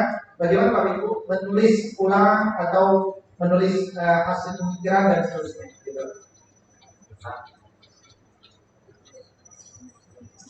Contoh nih, contoh kutipan tidak langsung. Menurut salah satu historiografi tradisional, penyerahan kekuasaan kerajaan Pajajaran dan seterusnya, dia diambil dari mana? Ambil dari Suryaningrat tahun 83, terbitkan bukunya halaman 20, 21 dan 30. Bapak Ibu, saya berharap di semester ini, meskipun Bapak Ibu tidak membuat modul, tidak membuat bahan ajar, ya. Buatlah modul, ya, saya sudah sampaikan kemarin pada kelas. Buatlah modul yang ringkas, tapi daging semua, gitu. Modul itu tidak perlu tebal, tapi dari semua inti-intinya biarkanlah murid mendalami setiap daging yang kita berikan kepada murid itu melalui referensi buku-buku digital yang sudah kita berikan. Paham maksudnya? Kebayang? Misalnya kebayang? Contoh misalkan dia mengatakan contoh ini saya nge-play aja ya. Untuk membuat sebuah robot, maka komponen paling dasar adalah resistor. Untuk mengetahui resistor, silakan baca buku ini halaman sekian sampai sekian. Contoh, nanti dia akan kita biasakan membuka buku kan, meskipun digital, melihat alat kemudian dia akan belajar. Antum sudah punya modul ringkas tapi padat, tapi nggak mengandung semuanya, tapi dari itu mendapatkannya membuat resistor. Tapi untuk mengerti apa itu resistor, dia belajar sendiri dari dokumen itu. Nah, kita sudah punya ribuan PDF. Biarkan anak-anak kita itu disibukkan dengan gadgetnya, berbagai gadget, disibukkan untuk menelusuri buku-buku itu sendiri. Dia mereka disibukkan dengan kira-kira seperti itu. Agama juga seperti itu, bahasa Arab juga seperti itu ya. Jangan bahasa Arab. Untuk mendalami diskusi ini silakan tonton Arab Podcast, bukunya ini dan besar. Ini dia membelajarkan, bukan mengajarkan. Kita membiasakan anak belajar, ya, supaya mereka mandiri. Kalau ketemu kasus kan, guru nanya sama kita tapi juga belajar. Kebayang kan? Mudah nggak kalau sudah buat dagingnya loh? Kan nggak ngarang juga, Bapak Ibu juga data-data nggak ada dari ruang itu mau belajar masing-masing. Ya. Modul seperti itulah awalan yang bisa dibuat. Nanti tahun depan kalau memang ada kemudian ada tenaga Bapak Ibu dari daging itu bisa dikembangkan menjadi kuku, gitu loh maksudnya. Jadi tahapannya dagingnya kita dulu kumpulin, ya. Poin-poin intinya saja. Jadi dari situ murid berada ternyata satu semester ini aku akan belajar ini loh dagingnya semua untuk mendalami. Nanti kita menguji apakah mereka membaca atau tidak. Itu mengujinya dengan tugasan, diskusi, membuat presentasi dan seterusnya. Itu nanti teknik lah. Ya. Baik, itu masalah motif ya. Kemudian masalah gambar, dia juga penting. Bapak Ibu ketika mengambil gambar dibuat tulisan itu nggak boleh ambil sembarang gambar karena gambar itu ada hak cipta. Alhamdulillah kan kita sudah punya Canva, ya kan? Canva itu mohon nanti diorganisir oleh masih aktif kan? Canva yang habis kan? Habis dapatnya. Oh ya, habis. Nggak ada yang nanya saya? Alhamdulillah. Nanti oke nanti kita beli lagi. Tolong nanti karena kalau itu habis dan nggak kita perpanjang mungkin ininya karya-karya yang sudah rugi kalau belum didownload kan kita ya. Jadi nanti tolong kita akan buat Canva. Ketua kelas terbesar buat folder kelas kecil. Jadi masing-masing akan saling sharing. Dan itu bahan awal. Kalau kita tulis buku kan poin-poin itu udah dari sana. Poin-poin itu kan daging-dagingnya dari situ. Nah, ketika kita pakai Canva, semua gambar yang ada di Canva itu sudah boleh dipakai. Ya, sudah boleh dipakai. Nah, kalau kita nggak ada Canva, ini di antara gambar yang kita ambil dari Sabai, misalkan. Ambil dari print image, misalkan. Jadi itu juga nanti ada yang boleh dipakai umum, boleh enggak. Tinggal cari sains, RB, dan seterusnya. Saya cuma ingin bilang di sini, tentu Bapak Ibu sudah paham. Tapi jangan sampai mengambil gambar yang ada hak ciptanya. Karena begitu nanti dia dijadikan buku, dicetak untuk seluruh Indonesia, itu nanti akan jadi problem. Karena ada gambar yang ternyata punya hak cipta. Ya.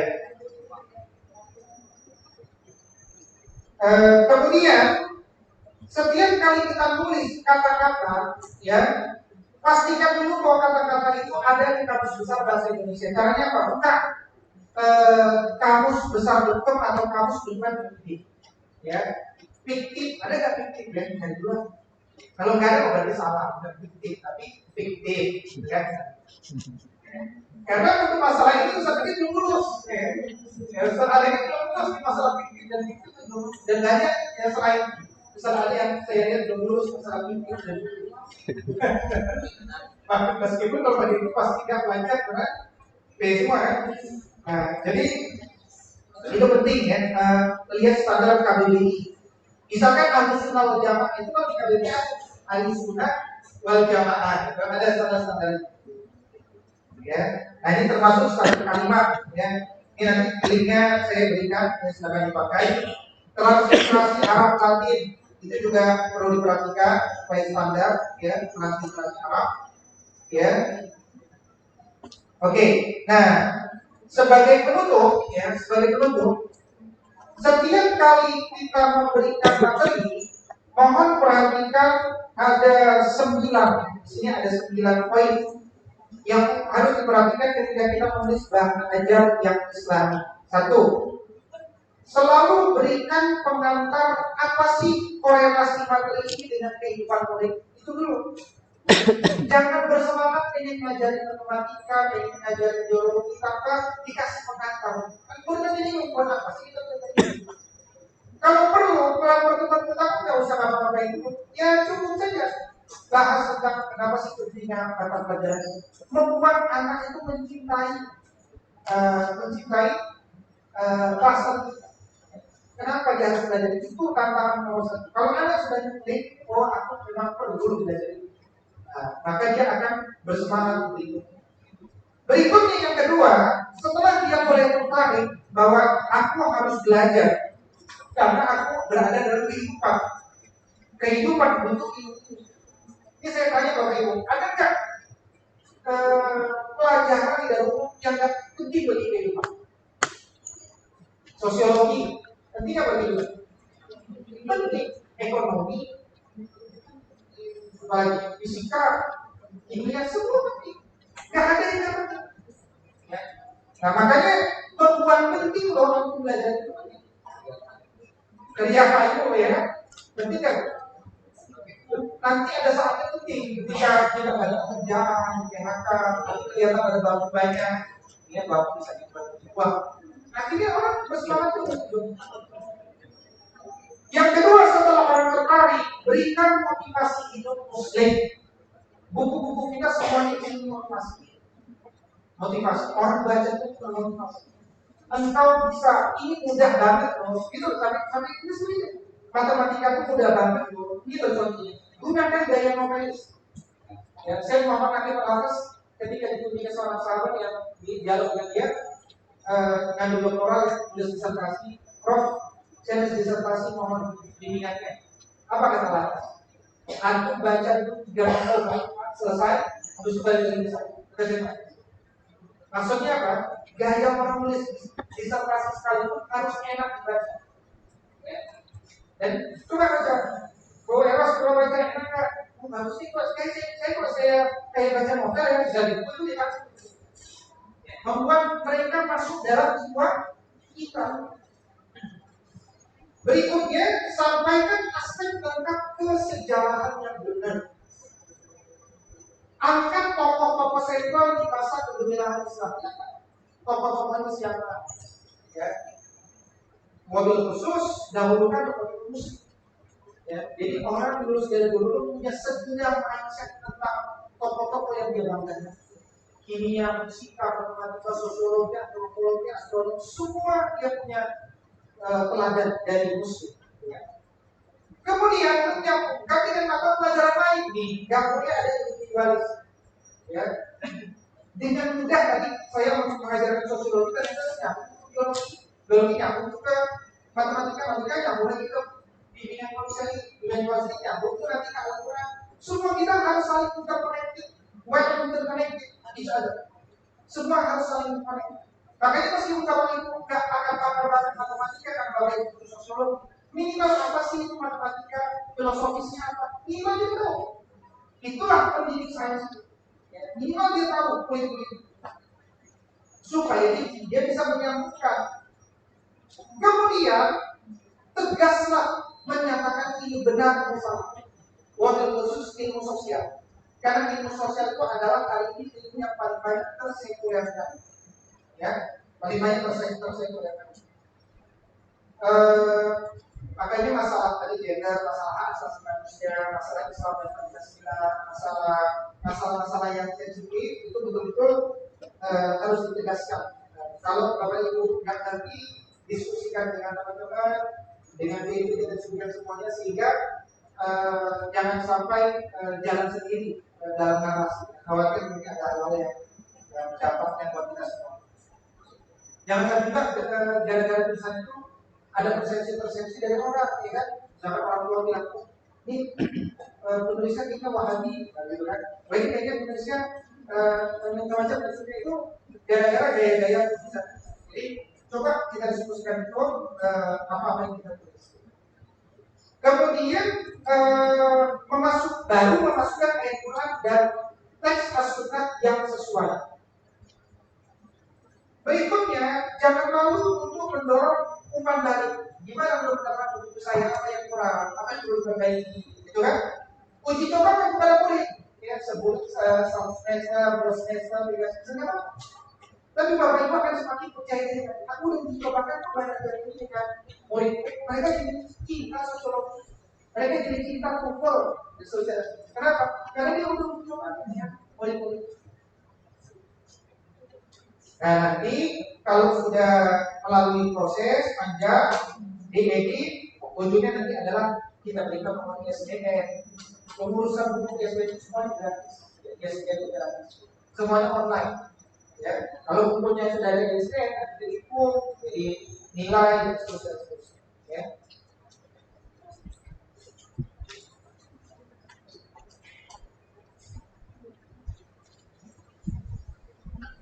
Baik, sampai di sini silakan ada yang kurang jelas dipersilakan.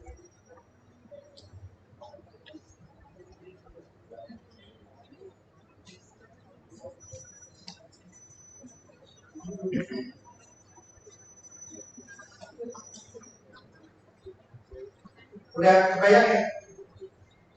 Udah bisa tulis ya? Saya lihat bisa tulis ya? Tulis apa? Ibu udah kebayang ya? Tulis apa ya? Kemudian apa saja? Terkait tentang satu tema-tema tadabbur ya, yang fakta itu yang sesuai dengan bidang, silakan tulis. Ya. Menurut John Sarton, seorang pendidik sains itu wajib menurut muslim. Pertama kata John Sarton, pendidik itu bukan pekerjaan sampingan. Jualan sapi itu pekerjaan sampingan. Gitu. Ya. Kalau kita punya jualan sapi itu sampingan. Tapi jadi guru itu harus jadi pekerjaan utama. Ini kata seorang muslim. Yang kedua, guru itu harus mengerti bahasa asing. Kenapa? Faktanya sebagian ilmu Islam itu ada kok bahasa Prancis, bahasa Inggris, bukan bahasa Arab. Maka minimal dia harus mengerti banyak bahasa. Dia harus mengetahui filsafat dari sains. Meskipun dia sains sosial, dia belajar apa sih filsafat perbandingan itu apa, fisika itu apa. Contoh misalkan harapan bahasa Indonesia dong. Sekarang saya mau nanya, ilmu kimia itu apa? Merupakan bagian dari alam. Betul memang. Pelajari unsur tertentu, misalnya unsur Yang mau belajar unsur tertentu. Gimana Pak Irfan? Betul? Betul. Pak Irfan, apakah itu ilmu sosiologi? Ilmu yang belajar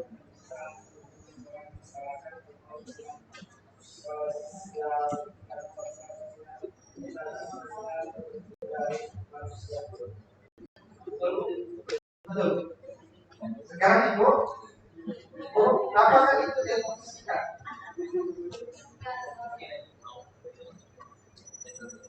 Fisika adalah bagian dari sains yang itu mengenai gravitasi bumi tanah. Seperti itu ya. Siapa Adrian ya? Andre ya? Benar? Enggak. Bukan itu jawaban yang inti, yang fisika kan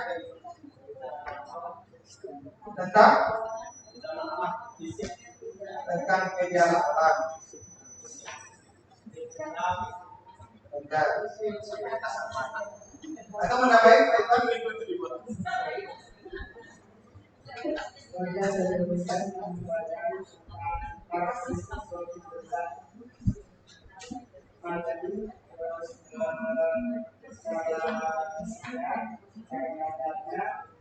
kemudian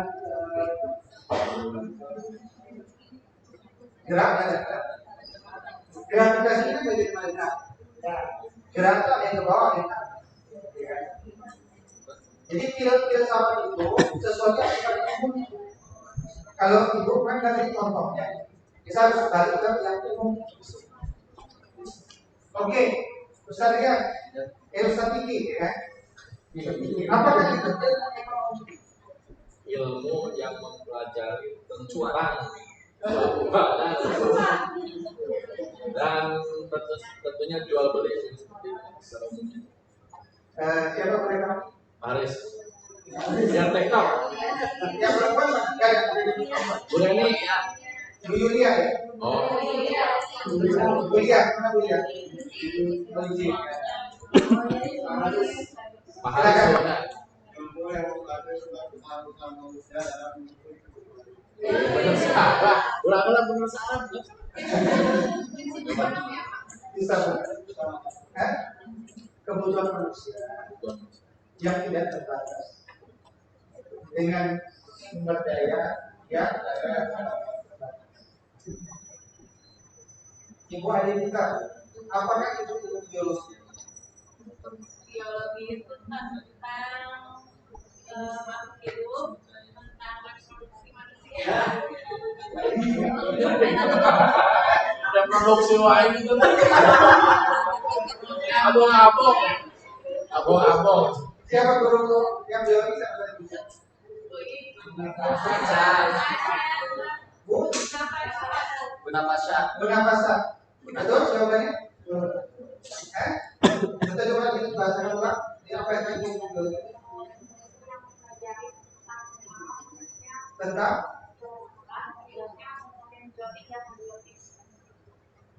saya pernah dengar tentang ilmu apa?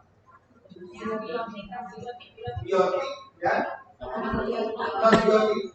Atau biotik.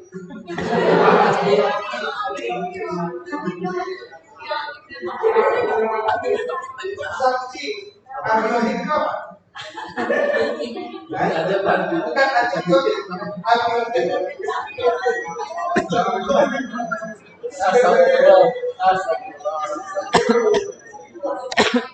Iya, jadi itu harus mengerti tempat duduk Kemudian kata Jepang memiliki semangat kesejarahan, memahami metode sejarah dan mengetahui superficial pada cabang sains. Baik, Bapak Ibu, demikianlah materi yang dapat saya sampaikan. Apapun daripada tidak ini adalah Bapak Ibu menulis satu artikel dengan gaya yang enak dinikmati sesuai dengan spesifikasi Bapak Ibu semuanya dan disampaikan dalam minimal satu artikel dari satu halaman, kemudian dikumpulkan insya Allah dalam konteks islamisasi bahasa.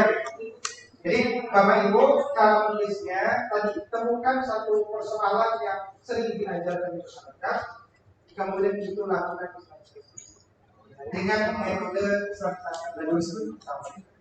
Jelas semuanya? Baik, kalau jelas saya kira cukup sekian. Apa itu? Enggak, boleh ketik boleh. Ketik boleh, tulis tangan ketik aja. Ya, ketik biar bisa jadi. ketika ada masalah dan kertas Baik, aku lupa ya. Assalamualaikum warahmatullahi wabarakatuh.